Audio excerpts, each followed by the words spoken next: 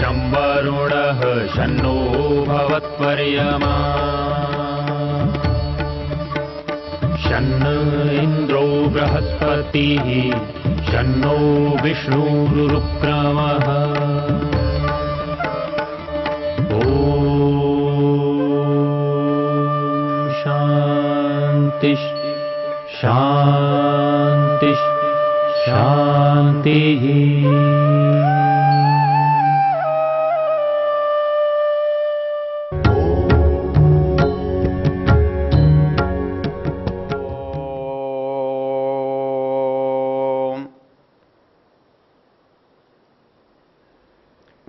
हम यजुर्वेद के शिव संकल्प मंत्रों पर विचार कर रहे हैं। हमने देखा जब भी किसी मंत्र पर हम विचार करते हैं तो मंत्र के साथ साथ उसके ऋषि देवता आदि के बारे में भी विचार करना चाहिए, ऐसा शास्त्र कहते हैं। क्यों कहते हैं? कि यदि हमें यह पता लग जाए इसका ऋषि कौन है तो उससे एक लाभ होता है कि भाई उन्होंने क्या बोला, क्या देखा, कैसा किया। यदि ये पता लग जाए कि इसका देवता क्या है तो हमें अनायास ये मालूम हो जाता है कि इसमें बताया क्या है। तो वैसे ही इस मंत्र में भी हमारी जो करने की बात है, क्या करना है हमें, अर्थात अपने को अच्छा बनाने के लिए जो प्रयत्न किया जिन लोगों ने, वो अच्छा प्रयत्न शिव संकल्प है और उसका कर्ता हमारा मन है।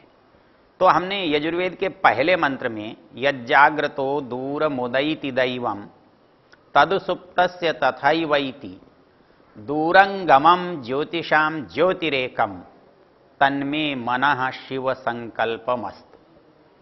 ऐसा मेरा मन शिव संकल्प वाला हो। अब इसमें मन की एक विशेषता दी थी दैवम। आप आगे के मंत्रों में एक और चीज देखेंगे, कहीं उसको दैव मन कहा है, कहीं उसको यक्ष मन कहा है, कहीं चेतः कहा है, कहीं धृति कहा है, चेतो धृतिश्च। तो ये जो अंतर है, ये मन अलग अलग हैं या एक ही मन के भिन्न भिन्न कार्य हैं। इस बात को समझने के लिए आपको जो सृष्टि का क्रम है उसको एक बार आप दोबारा देख लेंगे, आप जान लेंगे तो बात समझ में आ जाएगी। क्योंकि मन अकेला मन नहीं है, ये अंतःकरण है। क्योंकि हमारे पास आत्मा के बाद दो तरह के साधन हैं, एक तो इस शरीर के बाहर की ओर काम करने वाले और एक शरीर के अंदर की ओर काम करने वाले। तो बाहर की ओर काम करने वालों को हम बहिकरण कहते हैं, बहिर इंद्रिय कहते हैं। अर्थात ये जो बाहर हाथ पैर आंख नाक काम कर रहे हैं, ये इंद्रियां हैं, ये करण हैं, ये साधन हैं, ये बाहर काम करते हैं, इसलिए बहिकरण है। तो जब बहि कहते हैं तो अपने आप दूसरा शब्द निकल कर आता है कि अंदर भी कुछ होगा। तो अंदर के लिए हमने एक नाम दिया है अंतःकरण। करण दोनों जगह समान है, करण साधन को कहते हैं। तो बाहर के साधनों को हमने वही करण कहा था, तो अंदर का साधन अंतःकरण कहलाता है। तो बाहर के साधनों के रूप में तो हमें 10 इंद्रियों की बात हुई थी, 5 ज्ञानेंद्रियां और 5 कर्मेंद्रियों की। तो अंदर क्या? तो अंदर जो अंतःकरण है उसके हमारे पास 4 भेद मिलते हैं, मन, बुद्धि, चित्त और अहंकार। मतलब रचना की योग्यता की दृष्टि से ये सारे के सारे एक ही तत्व से बने हुए हैं। क्योंकि जब प्रकृति बनने लगती है और जो सबसे पहली चीज बनती है जिसे आप महत कहते हैं, उसका नाम बुद्धि है। तो वैसे ही आप उसे बुद्धि कहें, मन कहें, चित्त कहें, अहंकार कहें, मूल चीज तो महत तत्व है और उस महत तत्व के परिणाम स्वरूप इसका निर्माण हुआ है। तो अंतर क्यों है? अंतर इसके गुणों के कारण है, सतोगुण, रजोगुण, तमोगुण। अर्थात हमारे सारे संसार के जितने पदार्थ हैं वो सब एक हैं, मूल रूप से एक हैं। फिर अंतर क्यों है? अंतर केवल इसलिए है कि उनकी जो तीन चीजें हैं उनकी मात्राओं का भिन्नता। कहीं रजोगुण अधिकता है तो वहां क्रियाशीलता मिलेगी आपको, और कहीं तमोगुण है तो वहां भारीपन मिलेगा, और कहीं सतोगुण है तो वहां ऊपर की ओर गति मिलेगी, उत्साह मिलेगा, ऊर्जा मिलेगी, प्रकाश मिलेगा, ज्वाला मिलेगी। तो ये जो सारे संसार के पदार्थ हैं, ये एक होने पर भी एक गुणों की भिन्नता के कारण से भिन्न भिन्न है। तो ये जो भिन्नता है वही रजोगुण, सतोगुण, तमोगुण के कारण से है। तो इसलिए हमारा जो मन है, हमारी जो स्थिति है, वो सबकी अलग अलग होती है। हम एक तरह का काम नहीं कर पाते हैं। तो यहां पर हमने आज तक जो देखा, तो वो कौन सा गुण है, कौन सा मन है? दैवम, दिव्य मन है, अर्थात जिसमें प्रकाश है, जो इंद्रियों का स्वामित्व कर रहा है, वो जो इंद्रियों से काम ले रहा है, वो दैव मन है। और अगले जो मंत्र में कहता है कि वहां तो यक्ष मन की चर्चा है, तो यक्ष मन की चर्चा क्या करेंगे? तब वो जो क्रियाशील है, जिसको आप मन कहते हो, जो क्रियाशीलता जिसके कारण से आ रही है, वो यक्ष मन है। और जिसके अंदर ज्ञान हो रहा है, संग्रह हो रहा है, उसे आप चित्त कहते हो। तो हमने देखा कि तीनों के बिना काम नहीं चलता, चारों के बिना काम नहीं चलता। अर्थात ये चारों जो हैं पृथक तो हैं, पृथक क्यों हैं? कि इनके अंदर सतोगुण, रजोगुण, तमोगुण की मात्रा में भिन्नता है। लेकिन ये एक क्यों है? क्योंकि एक महत्त्व से ये बने हुए हैं। तो इसलिए जितना ज्ञान संबंधी, संग्रह संबंधी कार्य है, जो सबसे जटिल, सबसे मुख्य काम है, वो इन चारों के द्वारा होता है। जो मन है वो किसी चीज को जब लेता है तो उसका विश्लेषण करता है, उसको खंडित करके देखता है, तोड़कर देखता है, हानि लाभ के बारे में सोचकर देखता है, संकल्प विकल्प करता है, करूं नहीं करूं, जाऊं नहीं जाऊं, अच्छा रहेगा नहीं रहेगा, खाना है नहीं खाना है, कुछ भी। तो जब तक वो संकल्प विकल्प करता रहता है तब तक वो दशा मन कहलाती है।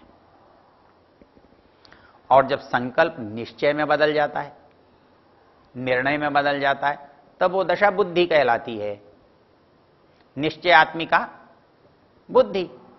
जब हम किसी चीज पर, परिणाम पर पहुंच जाते हैं तो उसे हम बुद्धि कहते हैं, निश्चयात्मिका बुद्धि।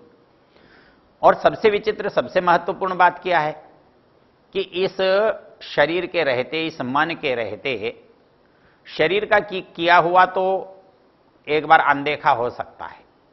यदि मन उससे जुड़ा हुआ नहीं है और शरीर से कुछ हो गया तो उसका हमारे पास संस्कार नहीं बनेगा। लेकिन यदि शरीर ने कुछ भी नहीं किया और मन ने किया तो उसका संस्कार बनेगा। वो मेरे अच्छे और बुरे में शामिल होगा, वो अच्छा बुरा बहु कहलाएगा। मतलब होता तो शरीर से भी बुरा है, लेकिन जब तक शरीर मन से जुड़ा हुआ नहीं है तब शरीर का बुरा हमारे संग्रह में नहीं जाता, हमारे चित्त में एकत्रित नहीं होता। जैसे हम बैठे हैं, लेकिन कैमरा जब तक हमारा चित्र खींचेगा नहीं तब तक कैमरे में हमारा चित्र नहीं जाएगा। लेकिन हम उसके सामने बैठे हैं और कैमरा चल रहा है तो हमारा चित्र जाएगा। तो यही स्थिति मन की भी है। तो मन हमारे सब अच्छे बुरे का किए का जिम्मेदार होता है, उत्तरदायी होता है। उसका क्यों उत्तरदायी होता है? विचित्र बात यह है कि हर काम का तत्काल फल नहीं मिलता। कुछ काम तो हमको तत्काल फल देते हैं। हम सब्जी मंडी में गए और हमने पैसे दिए और सब्जी ले ली, इधर पैसे देने का कार्य हुआ और सब्जी का फल हमें मिल गया। लेकिन हम खेत में जाकर गेहूं बोते हैं तो बोरी भर के गेहूं नहीं ले आते, तब हमारा फल जो है ना तत्काल नहीं मिलता, वो कालांतर में मिलता है। इस कालांतर में मिलने के परिणाम स्वरूप मन के साथ चित्त की आवश्यकता पड़ती है। यदि मान लो चित्त नहीं होता, मन ही मन होता, तो यह बिल्कुल ऐसा होता जैसे किसी के उधार लेने को और उधार देने को यदि लिखा न गया हो तो न तो याद रहेगा न मांगा जा सकेगा।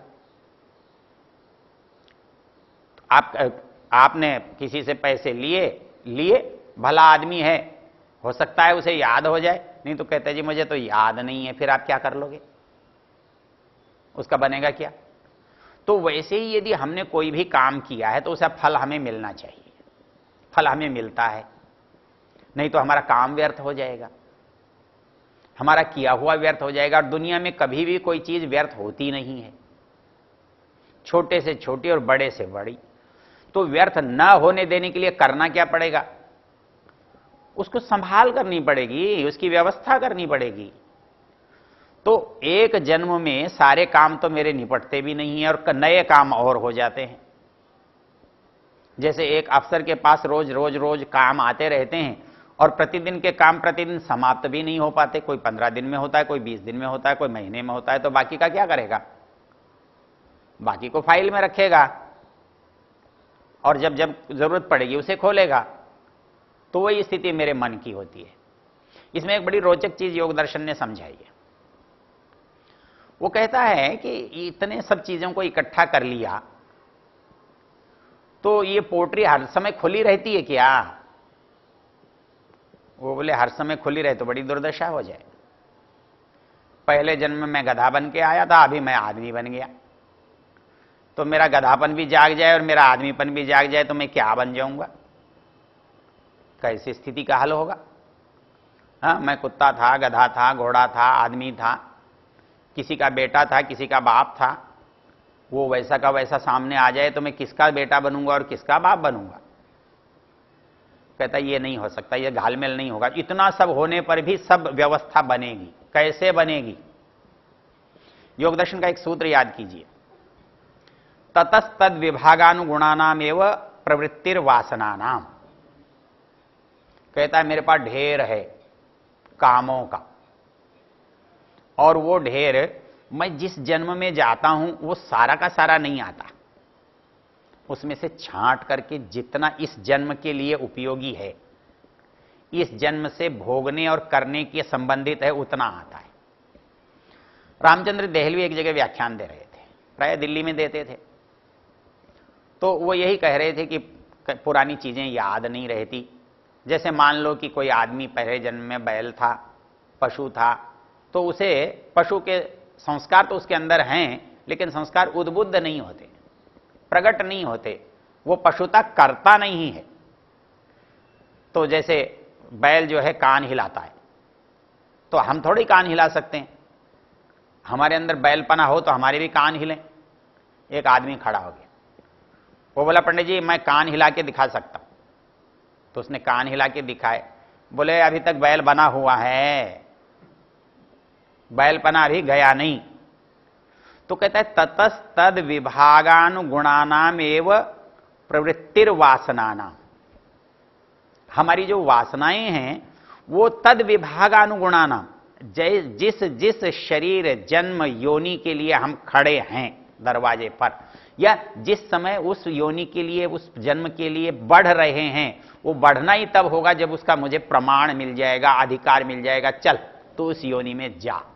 तो जिस समय मैं उस योनि में जाऊंगा, चाहे पशु की हो, पक्षी की हो, मनुष्य की हो, किसी की भी हो, तो जिस समय मैं जाऊंगा तो मेरा मन जो है उस चित्त में से वो सारे संस्कार निकाल कर लेगा जो इस जीवन के लिए जरूरी है। इसलिए ठीक एक अगला सूत्र है, जाति देश काल व्यवहिता नाम अपनी आनंतरियम स्मृति संस्कार और एक रूपत्वात्। मतलब उसको बात को देखो कितनी अच्छी तरह से समझाया है। जाति घोड़ा, गधा, कुत्ता क्या था, देश अफ्रीका में था कि साइबेरिया में था कि समुद्र में था कि आसमान में था, जाति देश काल कब पता नहीं, ये बहुत अंतर से मेरे पास हैं। कोई संस्कार मेरा 1000 साल पुराना हो सकता है, कोई 1,00,000 साल पुराना हो सकता है, कोई कल का हो सकता है, कल की जाति का हो सकता है, पुरानी जाति का हो सकता है। तो जाति देश काल कितनी भी दूरी हो, कितनी भी भिन्नता हो, लेकिन जब मैं जहां पहुंचूंगा मेरा मन मेरा चित्त उनके साथ पहुंचेगा जो वहां जरूरी है, जिनके लिए वहां उपयोगी है। तो इसलिए ये चित्त जो है मेरा बहुत महत्वपूर्ण है। मन हां ना करता है, लेकिन हां ना किए को रखता कौन है? इसलिए इसका नाम चित्त है। ये इसमें ज्ञान है, इसको पता है कि मेरे पास क्या है। इसलिए जब योग दर्शनकार एक बात कहता है कि जब मैं चित्त का साक्षात्कार करता हूं तो मुझे यह पता हो सकता है कि मैं कौन था, मेरे पास क्या है, मैं किन किन योनियों से मेरी यात्रा हुई है। क्यों कि संग्रह तो है, अंतर इतना है कि मैं उसे नहीं देख पाता। तो ये जो है, इसको एक सूत्र को आप देख सकते हैं, अहिंसा, सत्य, अस्तेय, ब्रह्मचर्य, अपरिग्रह। तो अपरिग्रह का जो परिणाम बताया है, अपरिग्रह का जो परिणाम बताया है, अपरिग्रह स्थैर्य जन्म कथनता संबोधा। वो कहता है जिस दिन आपके ऊपर से बोझ हट जाएगा, जब बोझ हट जाएगा तब आप बड़े खुले मन से देख सकोगे। अभी तो आपने जो ऊपर उठा रखा है ना, उसके पीछे क्या है आपको दिखाई नहीं देता। जो आपने ऊपर ले रखा है उसके पीछे क्या है आपको दिखाई नहीं देता। जिस दिन आप अपने पास से उनको उठाकर फेंक दोगे, उस बोझे को हटा दोगे, तो पीछे की चीज अपने आप आपके सामने आ जाएगी। तो हमारा जो चित्त है, हमारा जो मन है, वो क्या है, कितना बड़ा संग्रह है, उसकी कितनी बड़ी योग्यता है। इसको आप ईशोपनिषद के पहले मंत्र के चौथे चरण से जोड़कर देख सकते हो। वो कहता है ईशावास्यमिदं सर्वम यत्किंचित जगत्याम जगत तेन त्यक्तेन भुंजी था। शब्द है मां गृध कस्य सिद्धन। यहां ये क्यों नहीं कहा मां गृहाण कस्य सिद्धन? तू किसी का धन मत ले, ये भी तो कह सकता था। ये तो ज्यादा अच्छा होता कि भाई किसी का मत लेना। तो कानून यही कहता है किसी की चीज मत लेना, लेकिन कानून ये नहीं कहता तू किसी की चीज लेने के बारे में सोचना भी मत। क्यों? कानून की वहां गति नहीं हो सकती। कौन तय करेगा कि मैंने सोचा कि नहीं सोचा? किसके बारे में मैंने क्या सोचा, कौन वकील सिद्ध करेगा और कौन कानून उसे पकड़ेगा? ऐसा नहीं हो सकता। तो फिर कैसे? लेकिन वेद उल्टा कहता है, कहता है ऐसा सोचना भी मत। क्यों? सोचने को पकड़ सकता है। सोचना मेरे मन में है और पकड़ने वाला कोई बाहर थोड़ा ही है, पकड़ने वाला भी मेरे मन में है। इसलिए परमेश्वर के सामने सोचा गया अच्छा और बुरा वो मेरे खाते में जाता है। तो इस दृष्टि से जब हम विचार करते हैं तो हमारे मन के साथ हमारे चित्त की जो दशा है उसमें क्या अंतर है और दोनों क्या हैं, तब ये वाक्य जो है ये संगत होता है। तन्मे मनः शिव संकल्पमस्तु।